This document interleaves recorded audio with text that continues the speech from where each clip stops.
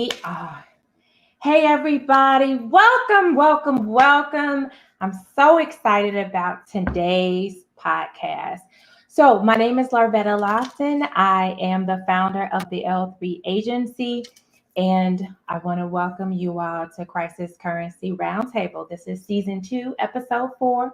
So, if you have been following us, we thank you. If you haven't, please subscribe to our channel at Larvetta L. Lofton, where you'll hear so many episodes. We've talked everything from Black men's health to Black music. We've talked about business sustainability. We talked about storytelling. And this podcast was strictly created at the beginning of the pandemic to ensure that we were going to create currency in the crisis. So I'm excited about today's guests for a couple of reasons. One, they're my girlfriends. Two, they're Black women. And three, I get to announce that we have launched an apparel line called Black Business Matters. And that's what we're talking about today. We're talking about why Black business matters. And so these incredible women are going to share about how they've pivoted through this pandemic and why it's important that we pivot and some of their goals that they're doing in 2021. So if you are an entrepreneur, business owner, I encourage you to sit with us at the end of your day, or you can tune in and do this later. But again, I'm excited.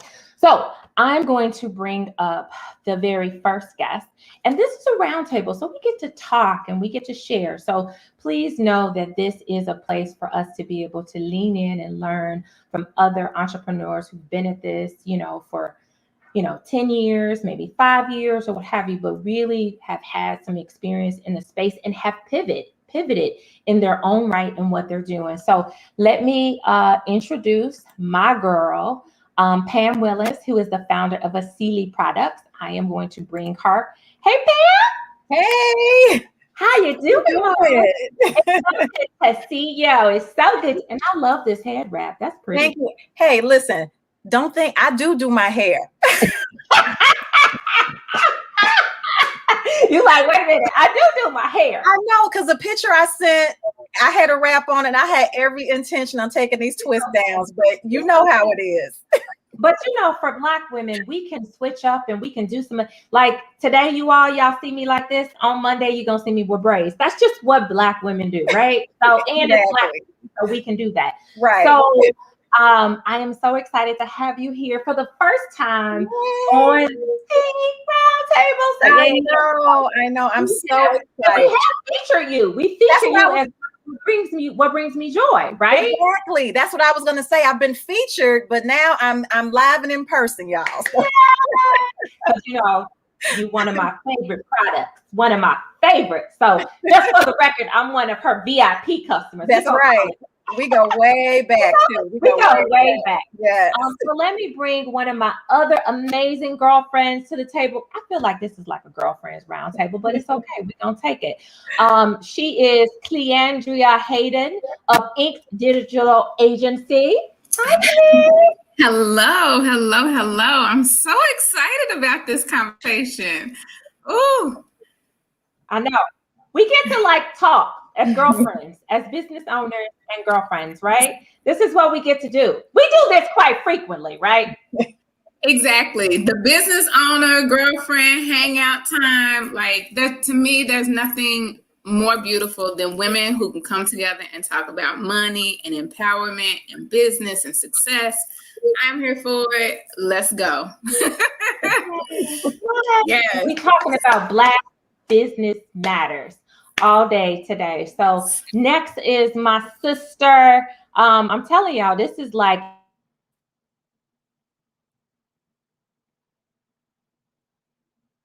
wait a minute. You are not technology. You are not going to work with us today. Okay.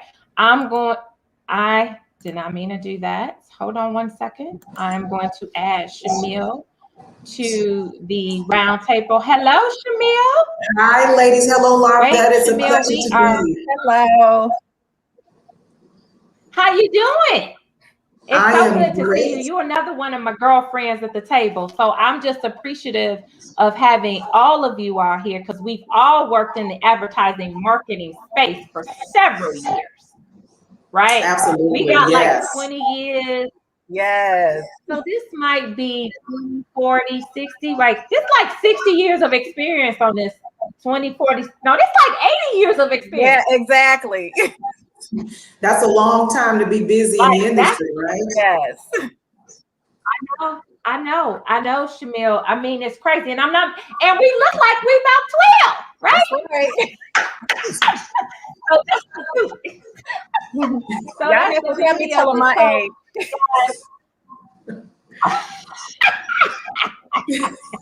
So the crazy part about it is that you guys look amazing. And as I said before, I'm just happy to be here to talk about Black businesses and why they matter. This is Black History Month. And so I do want to take this opportunity to allow for people to know you and what you do here, to be able to be here because your business matters. So I'm going to go in reverse, Jamil. So if you can introduce and tell us a little bit about your business. Absolutely. Well, I am the owner of Sweet, the original homemade Chicago cheesecake. Also, I teach at Columbia College. I was just recently promoted to associate professor of instruction. But then I said, it's time for me to go full time into my business. So I told the institution I'll be part-time for you, but certainly full-time for my business and community. So I'm looking forward to sharing all that we do. Oh, that's awesome. And Shamil, we're going to come back to that about at the point where you left, that you have decided that you're ready to go full-time, because some people don't know when that pivot happens or when it's time to do it. Of course, you and I have had endless conversations about it, but I'd love for you to share that. So we're going to come back to that. Okay. I'm going to then roll to Cleandria, if you can tell us a little bit about you and your company. Absolutely. So the name of my agency is Inked Digital Marketing Agency. To say that we use social media and influencer marketing to help create permanent relationships. Social media is an ever-changing situation, right? So like every day there is something new that happens on social media.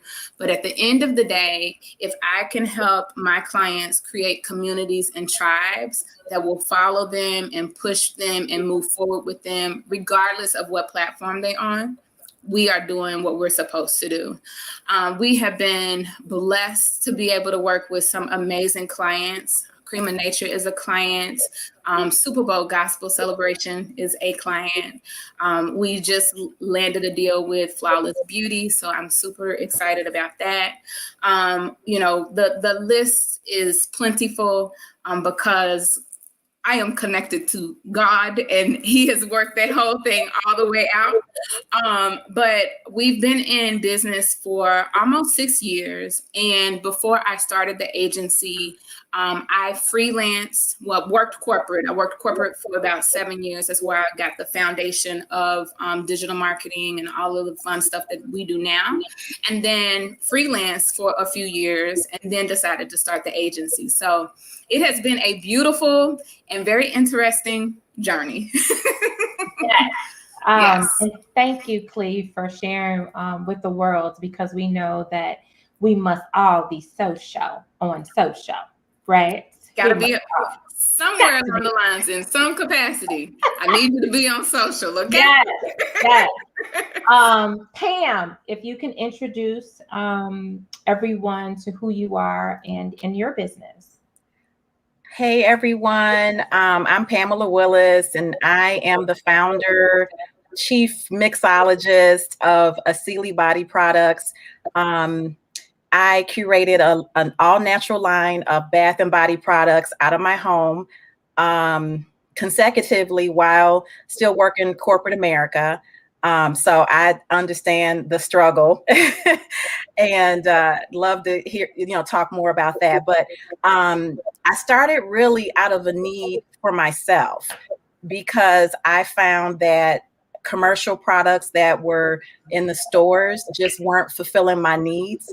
And every day, I would slather expensive creams, on my skin. And at the end of the day, I look like my mama used to always say, girl, you like you've been playing in some flour. And that's how my legs looked. And I'm like, I spent X amount on this lotion. Why do my legs look like I didn't put nothing on this morning? So I really created it out of the need for myself. And then my family and friends were so impressed. It was actually one year around Christmas. I had injured myself at work. I used to work for Snapple, and I had injured my wrist. So I couldn't do the work that I was supposed to be doing, but I was at home kind of still, playing around. And I was like, let me, buy some product, some natural butters and oils and essential oils and stuff. And I started playing around with different formulas and different butters. And the next thing I know, I had a whole line. I had salts, I had scrubs, I had body butter, etc. And my family was so impressed. And they were like, this is a store. This is a store. And so I was like, well, maybe I could do this. And the response was just phenomenal.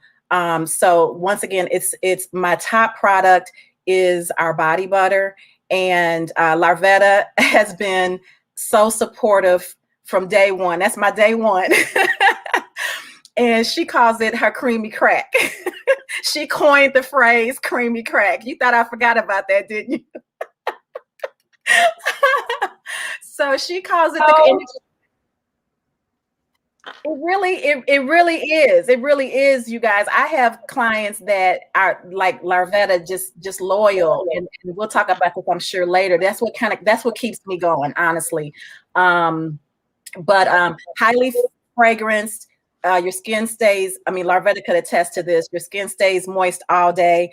Our difference from what other companies can offer is that I'm able to customize products based on individuals' specific skincare needs, such as eczema, or they don't like fragrance products, or they want to smell like the new bottle of perfume they just bought. And then I will source out that fragrance and make them their own, because you guys know, you get a bottle of perfume and you buy the cream, they might want like $80 for that cream. I've seen some as high as $247 for some more boutique brands.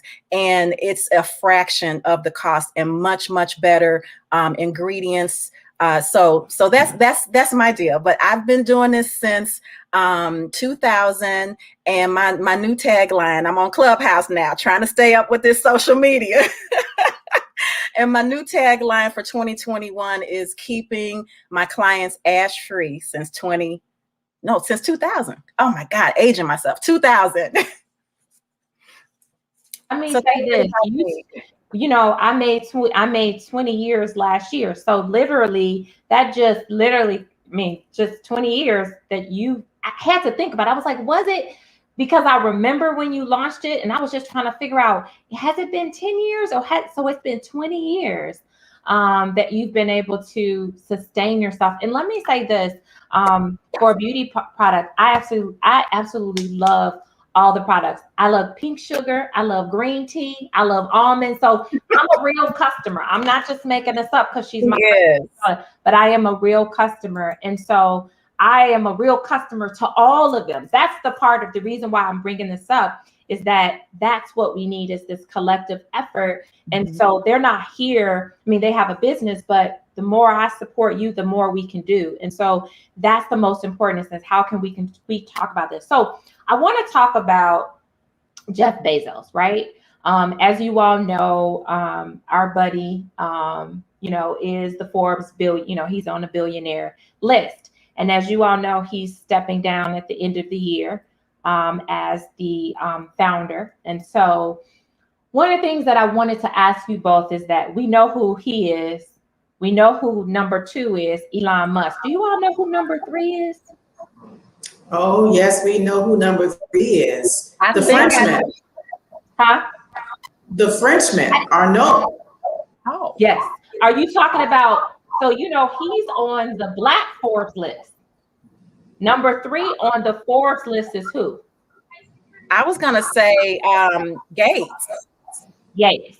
Gates is number 3. But the reason why I'm asking is that the question of what I want to talk about is honoring Black history, right? So what I don't see is our Black Forbes list during Black History Month. Right. Do y'all see that? Did y'all see that? Just Google that on Black History Month. I look. We don't see that. So the point that I was, really making sure that happens is that as we talk about Black history, we don't talk about Black billionaires doing Black history. Now, our historians are very important.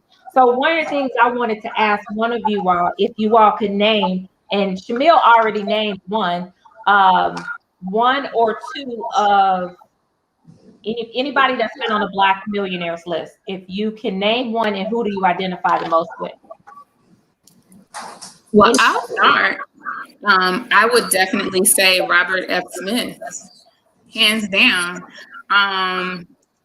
Robert F. Smith, I have been following how he moves because I am a big believer in like watching people and their movements and how they announce things and talk about things. And for me, there are a couple of things that stand out about him. First, he's very much in the tech and investment space. And secondly, he is very much about the give back, and I think I know for most people, they didn't realize who Robert F. Smith was until he was on that Forbes list. He had that fabulous cover where he was in that gray suit and, doing the whole shebang, right? But I mean, he has an amazing story. He has a story that talks a lot about being one of the only in certain spaces. And I think that, as I said before, his give back to me, his philanthropic efforts are extremely, extremely important.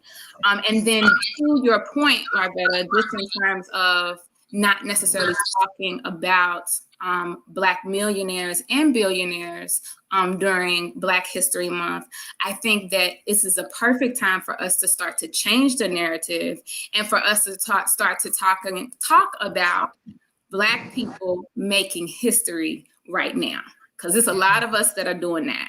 So yeah, definitely. I'll let someone else speak.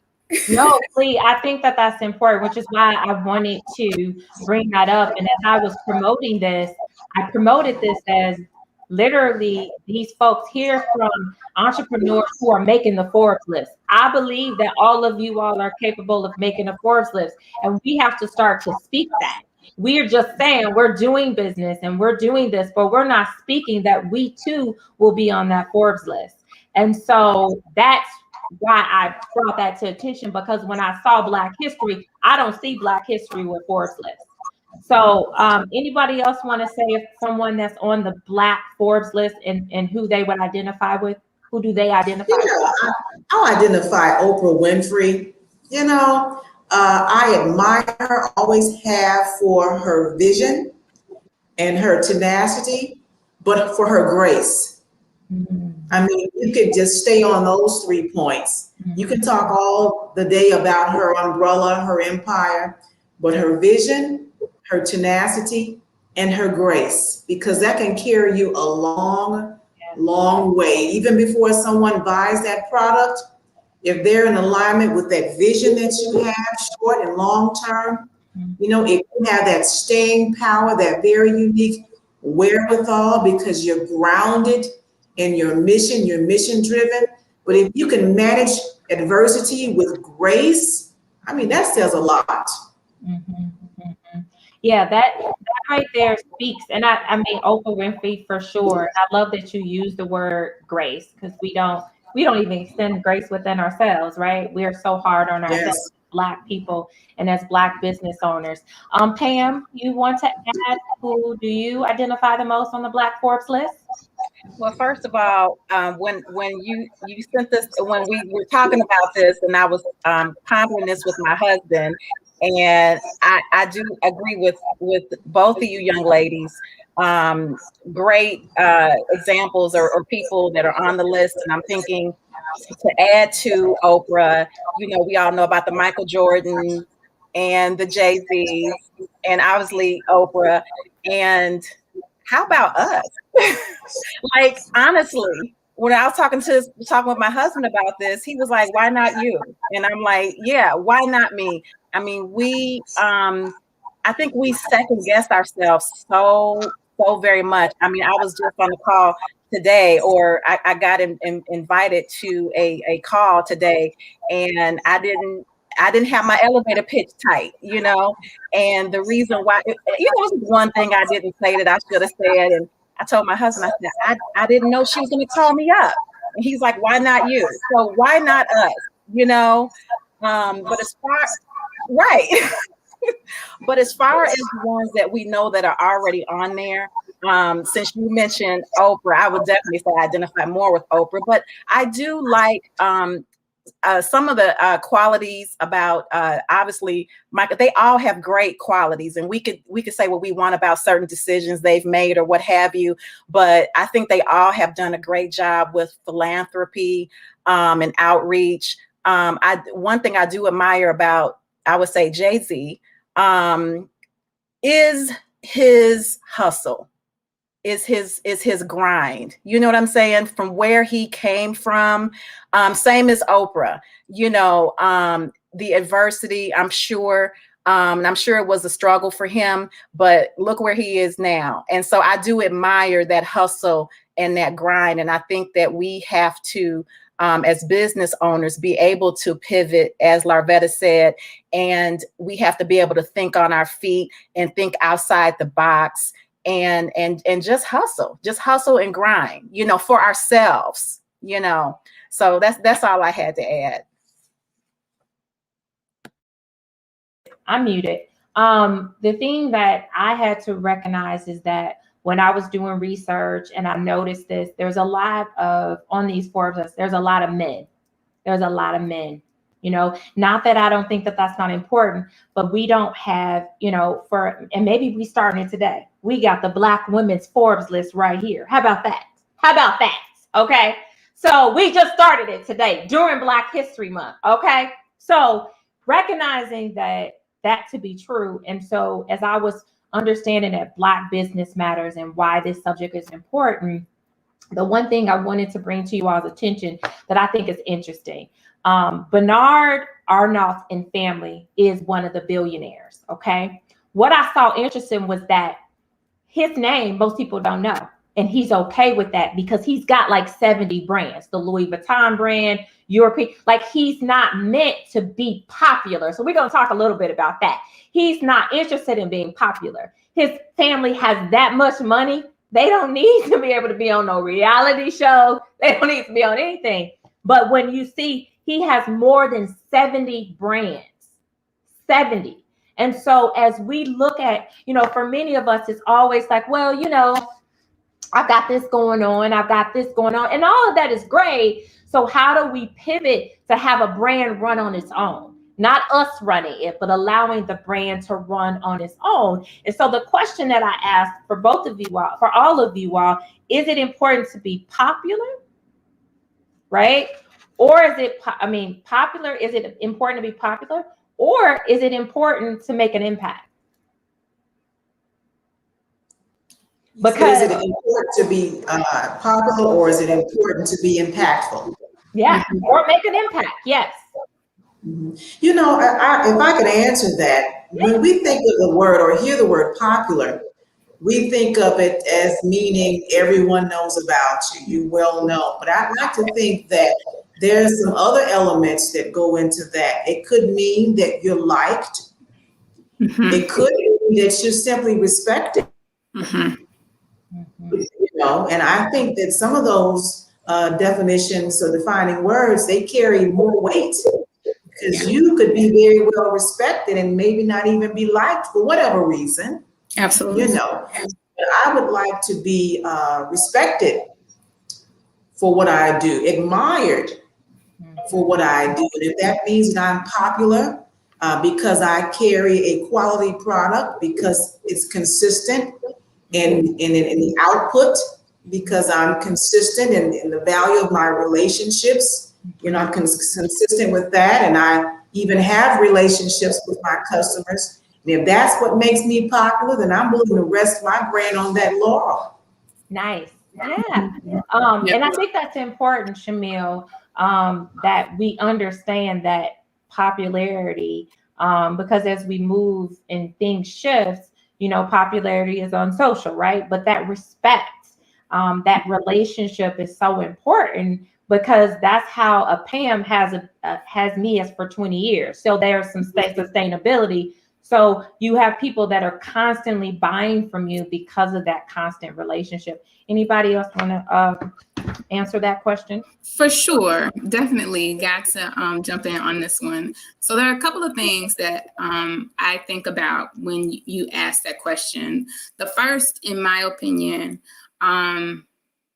for me and what I do, it's about the impact, right? I would much rather have multiple clients who, are impacted, right? Like their bottom line is impacted by the work that we do. I think also in terms of popularity, Shamil said it best. I mean, I want to be respected. I want to be, known as, someone who is able to make things happen, and that to me is more important than popularity. However, let me say this from a social perspective, right? Because I know we talk about this all the time. From a social perspective, popularity, depending on how you use it, can make impact, right? So I think that if it is used and leveraged in a smart and efficient and effective way, then popularity does have its benefits. And popularity meaning number of followers or number of people who are connected to you or part of your tribe. Now, I will also say this to the example that you shared initially to start the conversation. I think that certain businesses and certain entities don't have to use social because they were doing their thing before social came along, right? And so they're able to make that wheel and that magic happen. Maybe not for them using social personally, but those businesses that you named, all of them have social, right? So I think, depending on how we think about this thing and how we want to position ourselves, I think that one can definitely impact and help the other. I'm so glad you said that. And I don't mean to step in front of the host, but it was just so important what you said, that they had social impact before we were mediating, relationships or society, you could say, via technical means. I mean, you look at Bernard Arnault, and you look at the Louis Vuitton brand, you look at the Moet Hennessy. I mean, yes. He's been resonating mainly with the Black community for a very, very long time, since we were kids. Yeah. Well beyond the cell phone and social media platforms. So that relationship, that respect, that admiration built on consistency. Absolutely. And then let me add to that.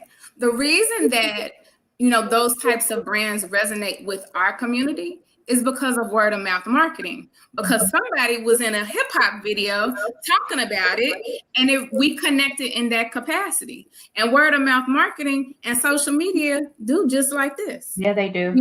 Yeah, they do. Yeah, they do. Which, of course, we're not this, but Pam, for you to be in 20 years, you were doing this well before social media. So who knew you before, it was like, oh, she's on social. So you're a classic example of a brand that is still relevant, that is still popping today as a result of this before it was social media. I think when I first started, Larvetta, you guys remember MySpace? Yes. Yeah, I mean, we look young, but we remember MySpace. Exactly. I told y'all I wasn't gonna tell my age, but I'm dating myself now. But yeah, I mean, when I started, I was trying to navigate through MySpace. I tried to everything possible. I mean, we'll talk about this a little later when we start talking about our goals for 2021. But I mean, now I'm in Clubhouse and I'm doing reels and I'm doing IG, not IGTV, but I'm doing stories. I wasn't doing that in 2019. So I think that, you know, we have to evolve, but the struggle I've had as a small brand, trying to get the word out there, trying to build upon my Larvettas to a wider target is and I guess this is because of, once again, you know, what am I, a Gen? I don't even know what I am. Gen X, Pam, you okay, want okay, thank you. It's okay. It's okay. It's okay. So Gen X, and I don't know if you ladies feel this way, but I definitely do. My husband is only 3 years older than me. He feels the same way. It's like a fine line between your brand and yourself. You know what I'm saying? And for years, my social media has been the brand, the body butter, the oil, the lotion, the scrub. These are tips, all natural, shea butter, right? And now, because of the way social media marketing has pivoted, you know, you need to, it needs to be a fine line between the brand and the person, right? Because people buy from who they like, right? If they like you, they're going to buy from you. And obviously we're going to have the relationship with like the Larvettas, but new people maybe don't know Larvetta or don't know Larvetta's experience. You know what I'm saying? So you have to get out there. You have to put yourself out there to be the face of your brand. And that's been hard for me, you know, because of where I am in my life. I don't sit and think about, okay, today I'm going to box 50 orders. Let me tape this for social media. I'm just trying to get the doggone orders out. And I got to get them to the post office. I got to stuff them. I mean, I'm a one-stop shop here, you know, so I'm not thinking about those moments, right? Capturing all those moments. So I think it could be both. I'm a Libra, you know, I'm not going to, you know, I'm going to go like this. But what I will say is we have to be careful too. Sometimes being a brand or being the person behind the brand. When I think of this, I think of Ivanka Trump, right? She had her brand and she was the face of the brand, right? She wanted to target herself as a mom, a working mom juggling 3 kids. And she had her clothes, she had her shoes and everything. And she was in all these stores. Then as soon as her dad got in office and started ruffling feathers, what happened to her brand?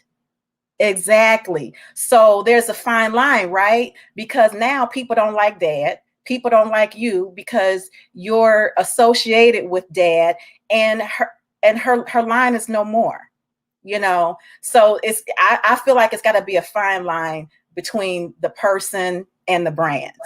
And let me tell you, she has some great winter coats. She did. Let me say this. I'm so glad you brought up that point because there's so many brands that started off like that. I was talking to somebody who Sarah Jessica Parker, right? When she had her brand, she did really well with Sex and City. When that kind of went out, nobody was still talking about it. So you have to your point, it's almost like a hit it and quit it. When it's hot, it's get it while the fire is hot and keep it moving. And so which is perfect when I talk about pivoting. So, you know, we've been doing this show. We're in the second season. You know, we've talked about pandemic and how we've had to pivot throughout this pandemic. And so you know, people say all the time, already, you're the queen of pivot. Well, I have to. It's not because I want to. I just, let me be real. I don't have another choice. Like, okay, we can't do this. Okay, so now we sell this. What you want? And so recognizing that. So I'm just going to literally go to, I'm sensitive to service, right? I'm sensitive to service because, you know, that's something I talk about. I run a service-based agency, you know, Cleandra runs. And so we talk about service being at the core of your business. And so when people are not walking into your brick and mortars like a Shamil, right, that service is now no longer there. So now service-based companies have to step their game up. Brick and mortar kind of stands there. And so there's a very thin line there. So I'm going to hit Shamil on this place. Like when the pandemic hit, what was your initial response as a brick and mortar out of Chicago? Well, let me tell you, last March, or not March, but we could say February, when everything went down, we were running a very small, a micro business, 200 square feet. So we weren't really a full-fledged brick and mortar like we became in October, just 8 months later or so, in this much bigger space that I'm in today, though you can't see. So we began from our home in 2016. I'm just going to make a real quick overview to give you some context here. And we started as an online business, a digital business. Fast forward, we navigated the local marketplaces, selling our original homemade Chicago cheesecake, refining the product as we went, operating very lean, to begin to answer your question posed, operating very lean. And we found ourselves being met with some great opportunities in a very incremental way to grow. So from pop-up shops, you know, this is brick and mortar pop-up shop, to a 200 square foot space, we still maintained quality, but kept top of mind the need to be lean. And when I say lean, operating as if we could pack up our shop today, shut it down. It was almost like a suitcase business, you could say. For example, no employees, still no employees today. Digital on several platforms. I don't mean social media platforms. I mean selling platforms like DoorDash, Grubhub, Uber Eats, you name it, you know, and just having a business model where people could pick up or we delivered. In short, not relying on a total brick and mortar experience. So when the pandemic hit, we shut it down. We literally closed our doors, not just because we heard about this pandemic that had no cure, but we shut down because we could. We could afford to. We didn't have a ton of inventory that we had to get rid of. Our product has a short lifespan. It's great. You know, that's one of our unique value propositions. So there's no way we could have kept an abundance of product and ingredients on hand. So the shelves were pretty much empty. We have an on-demand business for the most part, even still, you know. So we shut down our shop. We hung a sign on the window. A lot of businesses couldn't even do that because they have a lot of debt. But we have great relationships, and like Clee said and such, we leverage those relationships, you know, whereas, you know, we didn't have a huge amount of rent. Again, not much inventory, little or no inventory. We shuttered. We shut down our shopping cart, and we made a nice apology that now people can really appreciate. At the time, people said to us, you know, you ought to do this.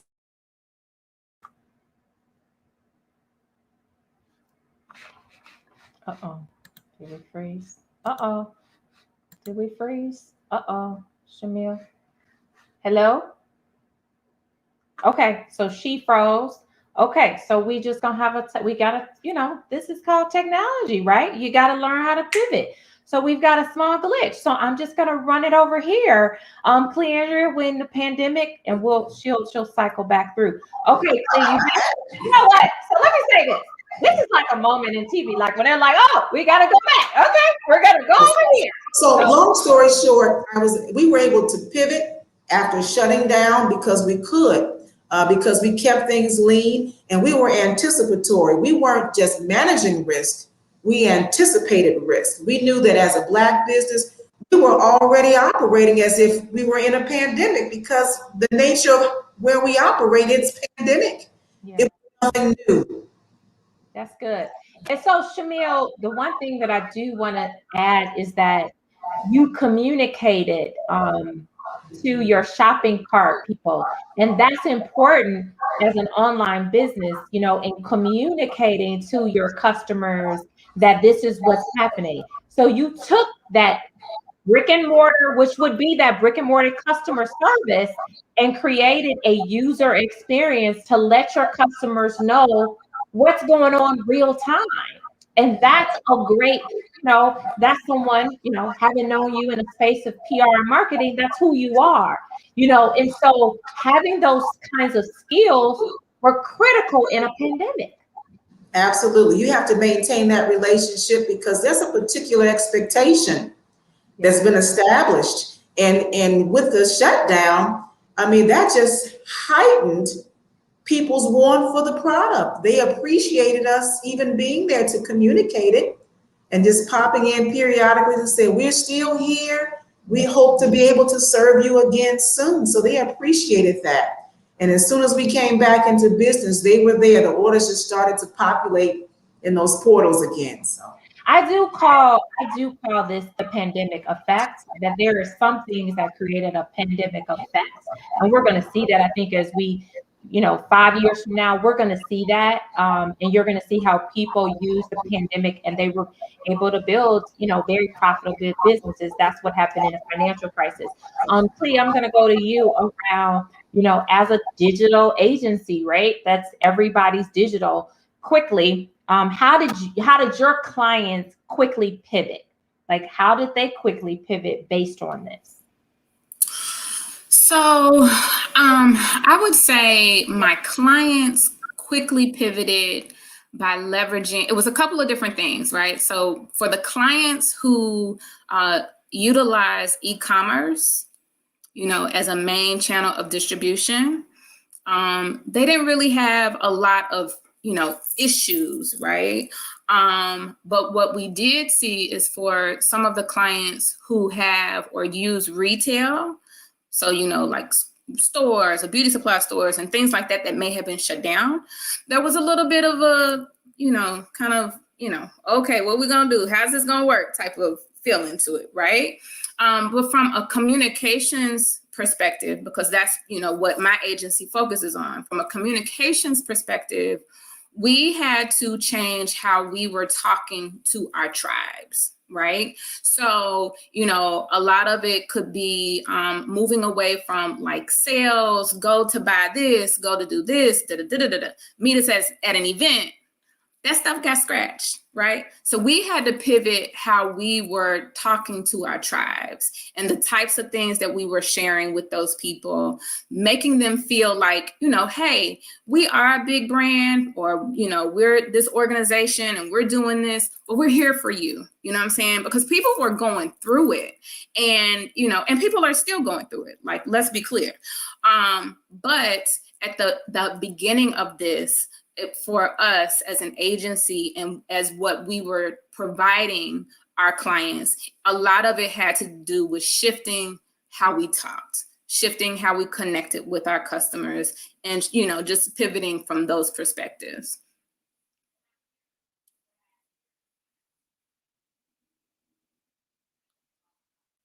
I can't hear you. Can't hear you. Sorry. You know, Okay. I put myself on mute and forget, and I just started going. What I see as a common denominator was about communicating. Is how do you communicate to your customers? How do you communicate to your fans in real time? And I think that was the beauty of it, is that we were able to really experience this real time. For you, Pam, how did you, I mean, you're already online. So was there a shift for you? Knowing that you're online. And I like to highlight that because for a lot of businesses, when we were doing this, there was a lot of people that were not on business. Even us as a company, you know, we helped a lot of brands to set them up, and they didn't have online presence. And so communication was key. And so they missed out on a lot of money because of that. So for you, Pam, how did you quickly pivot or not pivot from the pandemic? Because you were already in a space. Right. I thought about that. And at first I was like, oh, I didn't have to pivot that much because I'm already online. But then when I really thought about it, I said, you know what? I did have to pivot because a lot, and Larvetta, you know this, I have pictures of you at my events. I relocated to Mississippi, but when I was in Chicago and even a little bit here, events is huge when you have a beauty brand, because people want to be able to feel, touch, smell, and they want to get that one-on-one interaction with the owner of the business. Because once again, if they like you, they will buy from you, and that's just that. It is what it is. And I wasn't able to do that anymore. We've only been in Mississippi for 3 years, and I had just began to do natural hair shows and Black expos and things of that nature. I was, like you said, February, right? So I'm looking forward to my calendar. What am I doing this month, that month? Am I going to be able to do pop-ups? I'm finding out about all these little cool places where I can go and get in front of people. And when COVID hit, that's off the table. Mm-hmm. So I can't just rely on my Larvettas, because when Larvetta buys, she might buy 4 body butters. I might not hear from Larvetta again until August.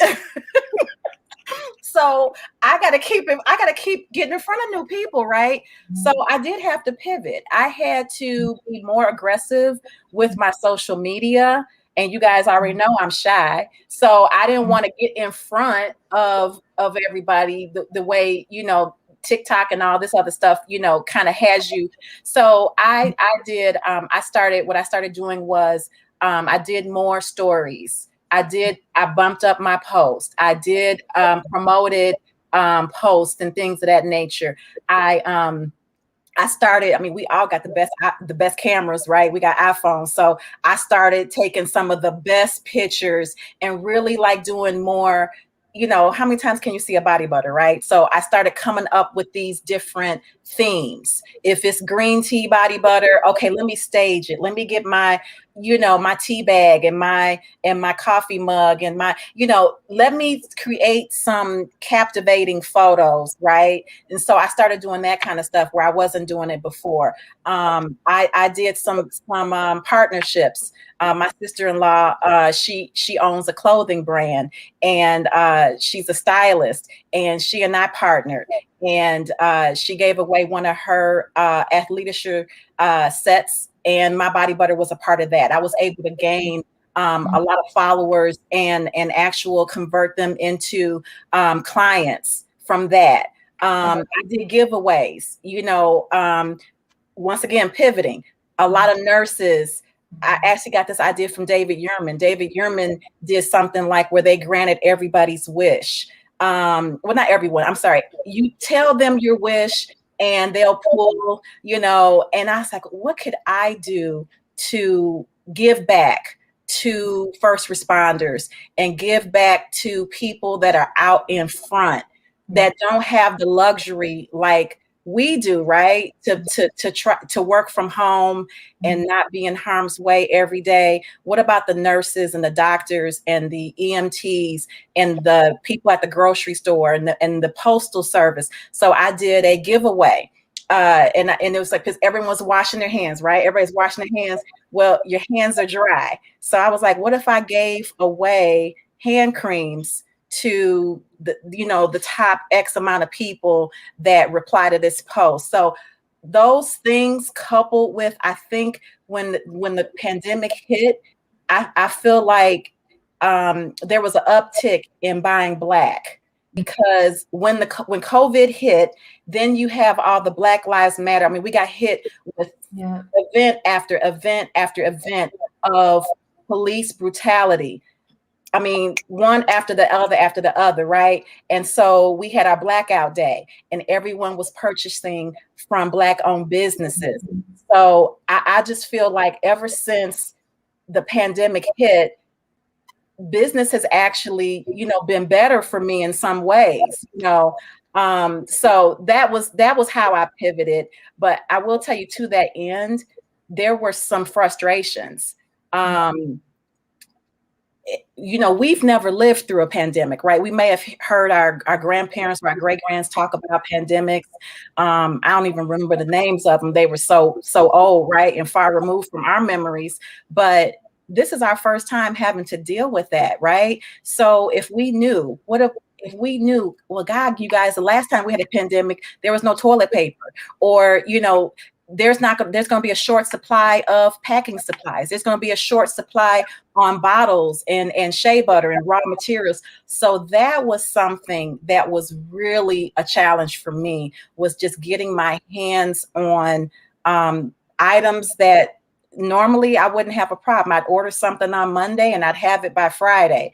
So that was a challenge for me. So I had to constantly communicate to my clients, you know, what we were going through with the postal service and struggling with getting items to people. So I don't want to take up too much time, but that was my pivot. And let me say this, as I listen to all of you at the roundtable, this was created specifically to talk about Black businesses pivoting and growing financially. So let me say this was not meant to talk about, hey, we're this, but we finding ways to pivot to grow our companies and grow our businesses.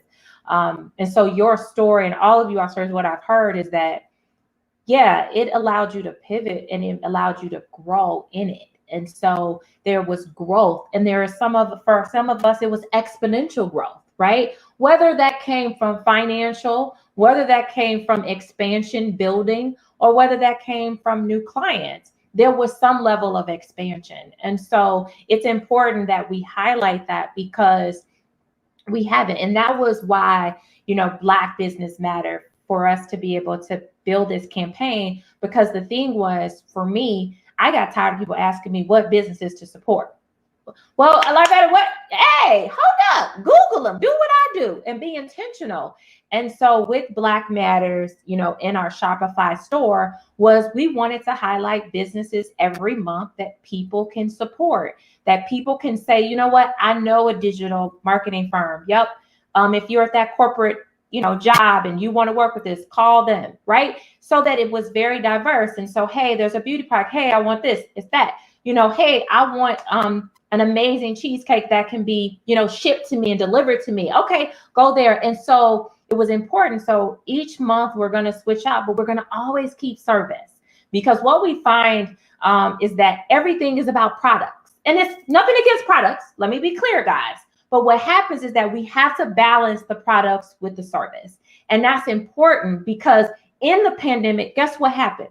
Service-based businesses started to grow because they needed service to be able to continue to push those products. So we saw that. But sometimes services don't get the level of love, because what happens is we don't really think that that's important, right? And so understanding that. So we're going to get right into goals, right? We're going to talk about goals.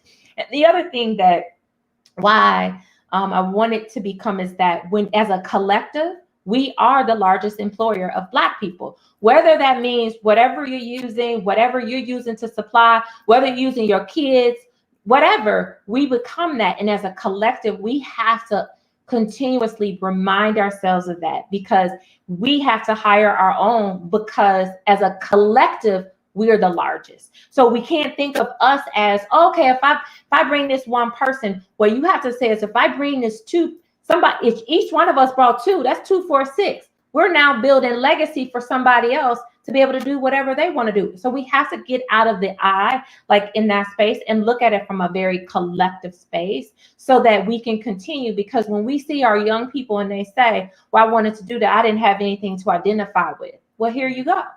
Here you go. You can identify with that. So I do want to talk about your 3 goals.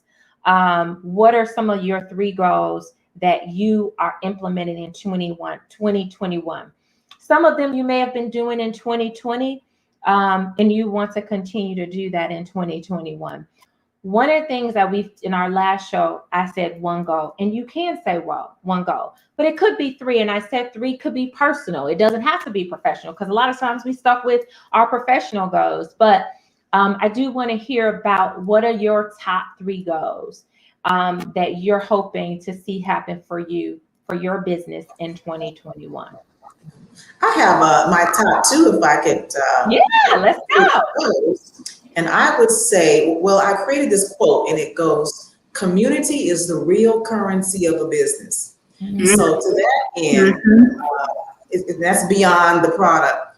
We want to create a community-focused, a very unique and community-focused brick and mortar experience. Now, we can't reveal the details of that, but we are positioned, that's our platform. Community is the real currency of a business.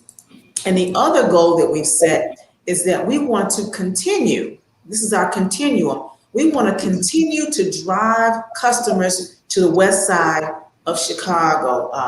It's working, it really is. Again, we have people all across the world. So can you tell them what area that is on the west side of Chicago? Yes, well, we are housed in the Austin community on the west side of Chicago. And Austin is the largest community by way of population and land mass in the city of Chicago, if anyone didn't know that. And so we just wanted to, we want to contribute a quality product and quality service to help change the face or the perception of the neighborhood. Because, once a customer has a perceived notion of even the community that a business is housed in, that can even make or break a sale. So we want to do some work to change the perception of the West Side, but that's an entirely separate conversation. I love it, Shamil. Thank you. And let me just say this for those that are tuning in. I will say this: I'm not a sweets person, but I sent my father to get the cheesecake because he is this, and he loves and swears by sweet food. Let me tell you, he made it very clear for his birthday that I must order that. Okay, so just so you all know, while I'm not a sweet person, so I can't keep ordering, but I got a father that made it very clear.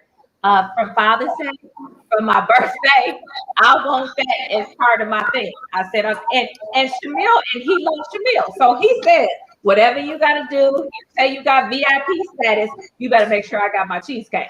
Oh, yes. Listen, it's an artisan made cake, fresh fruit. I'm telling you, with a signature batter, you won't find or taste anything like it. I promise you. Come on over to 5240 Chicago Avenue. I love it. So, I mean, I'm just saying, Valentine's Day is coming up and you want to make your sweetie sweet. You better go get some of that sweet fruit. I'm just Absolutely. saying. Andrea, what about you for your goals? And if we said 3, but obviously you just got 1, it's okay. Absolutely. I'll share a couple. The first thing is to continue to add to my team. Inked is growing by leaps and bounds, and I am extremely excited about it. Like, at the beginning of 2020, I had declared that it was winning season. And then things happened, COVID happened, life happened, stuff started to happen. But even through all of it, I still declare it is winning season. And so with that means bringing more people into the fold.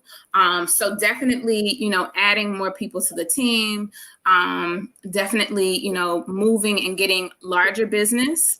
But even I think the big one for me, like the big is to the pivot. There are some things that we're going to change service-wise. And so I'm really excited about the new things that are about to come down the pipe. We have some plans in place, and I'm just really curious to see how people respond, how some of our clients respond. But I'm most excited about that. Those 2 things, those 2 goals, are really, really big for me. Just to small businesses, Larvetta, I get this from you. We can't do all of this by ourselves. We have to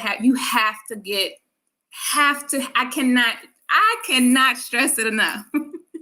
Find good people that can become part of your team, and so, because that's what helps build legacy, not just for yourself, but for your entire team as well. So that's the biggest thing for me, adding more people to the team.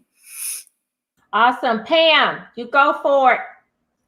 Okay, so for me, I would say, I kind of mentioned this before, paying forward the social media marketing and being more, more the face of Asili, instead of just being a body butter image that you see, really finding out about me. I am a beauty junkie, and I don't even know if Larvetta even knows this. And so, yeah, like since I could get to a store, I was dragging my friends to the beauty sections of various stores. And then when I started getting the car, when I got a car, it was Ulta, and now it's Sephora.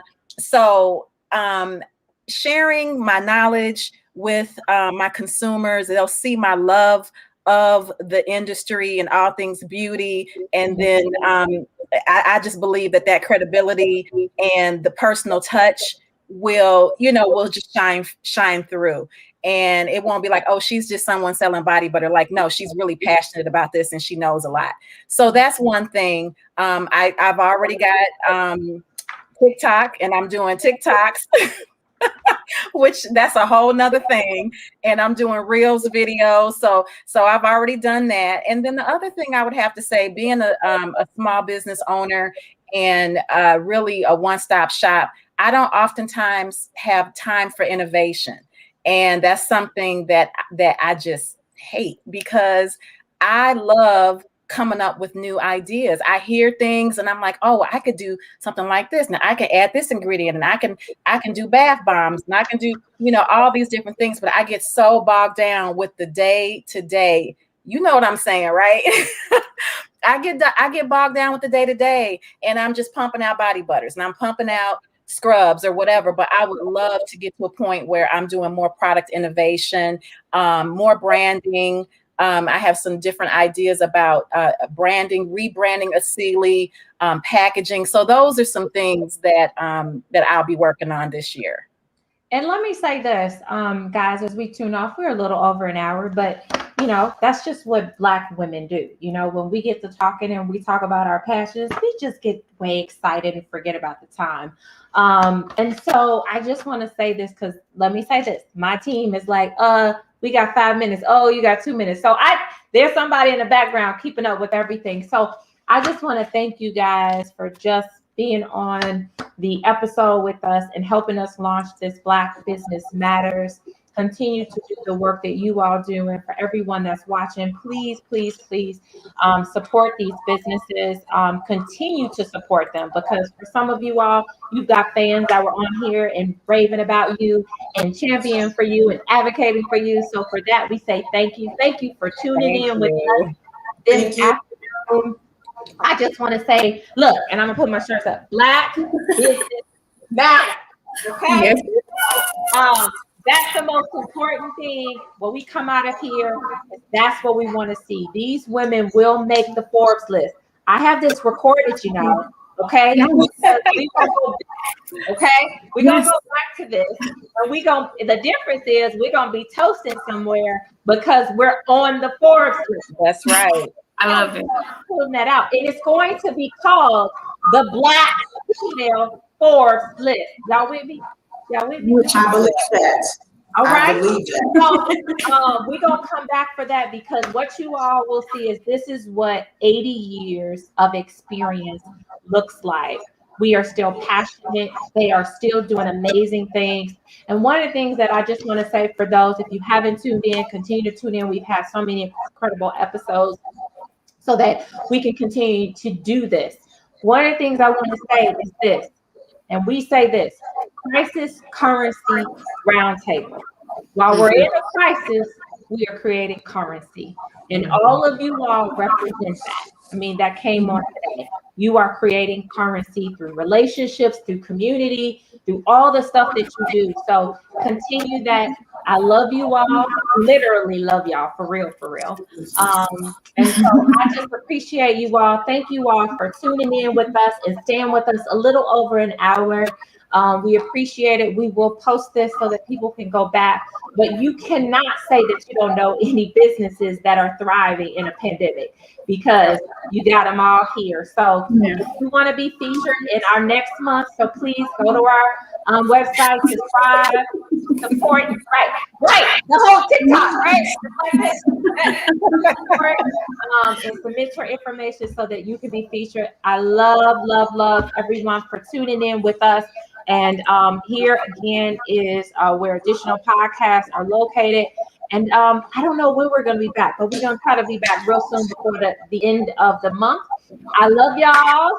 See y'all next. I don't know what's my next. And we're signing off. Bye-bye.